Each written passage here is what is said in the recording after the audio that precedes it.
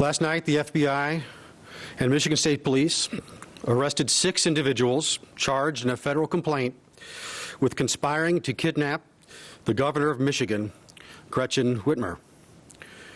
According to the complaint, unsealed this morning, Adam Fox, Barry Croft, Ty Garbin, Caleb Franks, Daniel Harris, and Brandon Caserta conspired to kidnap the governor from her vacation home in the Western District of Michigan before the November election. Under federal law, each of these individuals faces a term of any number of years up to life in prison. We have additional charges, so I'd like to announce the following preliminary charges pursuant to the Michigan Anti-Terrorism Act against 7 individuals, all of whom are now in custody, linked to the militia group Wolverine Watchmen and associates of Wolverine Watchmen. The individuals in custody are suspected to have attempted to identify the home addresses of law enforcement officers in order to target them, made threats of violence intended to instigate a civil war, and engaged in planning and training for an operation to attack the Capitol building of Michigan and to kidnap government officials, including the governor of Michigan. Earlier today, Attorney General Dana Nessel was joined by officials from the Department of Justice and the FBI to announce state and federal charges against 13 members of 2 militia groups who were preparing to kidnap and possibly kill me. I also want to thank Attorney General Nessel and the U.S. Attorneys Burge and Schneider and their teams for pursuing criminal charges that hopefully will lead to convictions, bringing these sick and depraved men to justice. As a mom with 2 teenage daughters and 3 stepsons, my husband and I are eternally grateful to everyone who put themselves in harm's way to keep our family safe.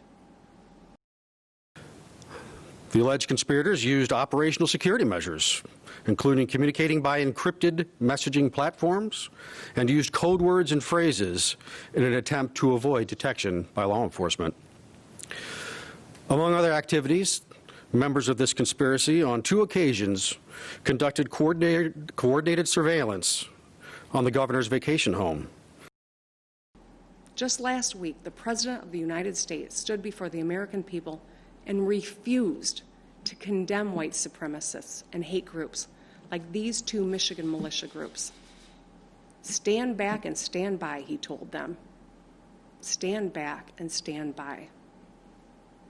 Hate groups heard the President's words not as a rebuke, but as a rallying cry, as a call to action. When our leaders speak, their words matter. They carry weight.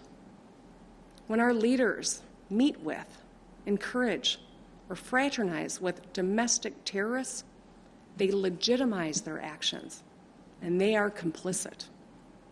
When they stoke and contribute to hate speech, they are complicit.